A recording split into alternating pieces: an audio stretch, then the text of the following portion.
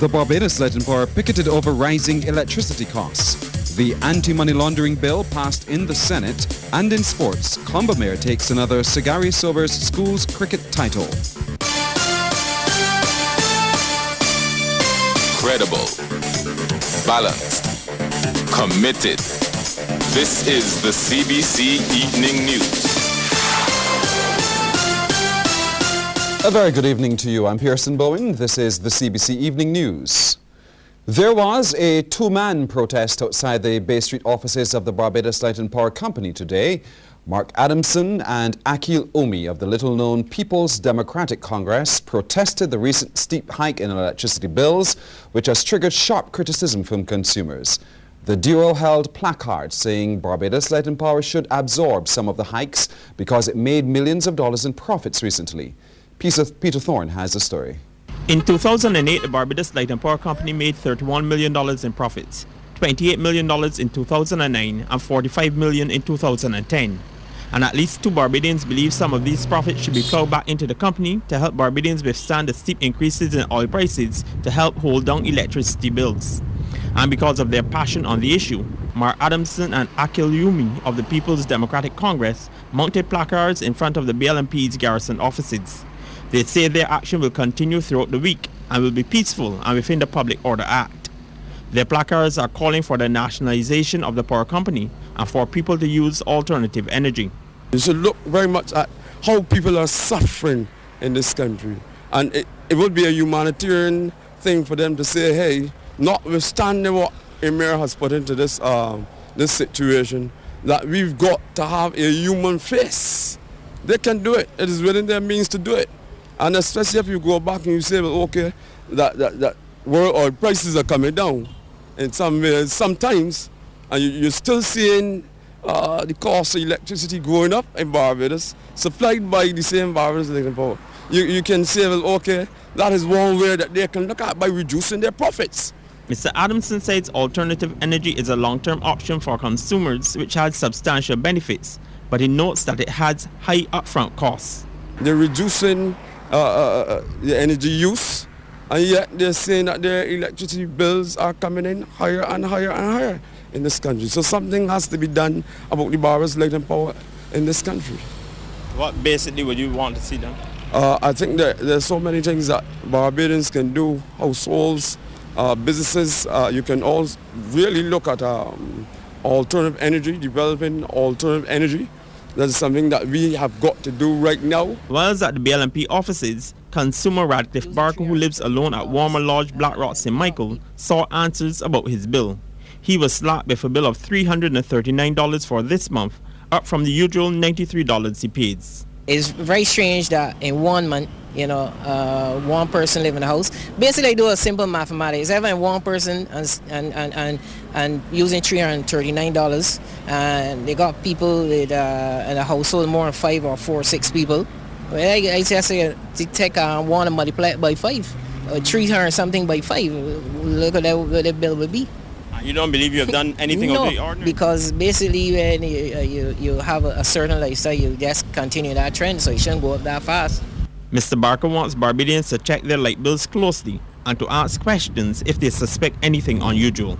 Peter Thorne, CBC News. It's now official. RedJet says it has received permission to start service to Jamaica from the Jamaica Civil Aviation Authority. RedJet's Chief Executive Officer Ian Burns says the airline is thrilled with the news coming on the heels of permission to fly to Trinidad. According to him, it was because of people coming together to resolve the problems. I think that what our Prime Minister did in CARICOM and the way he has led from the front over the last number of weeks has assisted in the process, and I would like to thank him for that. I do also believe that the Minister for Transport in Trinidad and his predecessor, Minister Jack Warner, have also always said they were in favour of competition. And I think they have played a role in this. Mr. Burns says the airline will now need some lead time before it begins flights to Kingston. There's a booking pattern that has developed, for example, out of the Guyana flight. We're doing this for the first time here in the region, so we're learning all the time, and we can see now patterns developing, and so we'll be able to gauge more accurately off that what a reasonable lead-in period of time. Clearly we want to do these as quickly as possible, you know, but we've got August is going to be far too early, and September's not the greatest month. I mean, not too many retailers would open a shop in either September or in January, so, you know, we'll take those matters on board. It's a business, and we'll base it on that basis. Barbados has again given its commitment to supporting global efforts to eradicate money laundering. Leader of Government Business in the Senate, Maxine McLean, outlined Barbados' position as the Upper House today debated an anti-money laundering bill. Senator McLean explained that Barbados is moving to ensure there is proper cooperation with other jurisdictions to minimize and eventually eliminate money laundering. Barbados as a jurisdiction is in fact in a good position to stand up next to other nations and say we are committed and we are equipped to follow through on our commitment, and to demonstrate as well that while this piece of legislation would have grown out of initiatives external to Barbados to a large extent, it is very much in keeping with what we are seeking to do as a jurisdiction and as a country committed to maximum transparency, integrity, and good governance. The opposition supported the bill. However, Senator Carrie Simmons expressed some concern about some aspects of the legislation, among them the level of due diligence. The information or the level of information required on directors is burdensome and extensive in the extreme.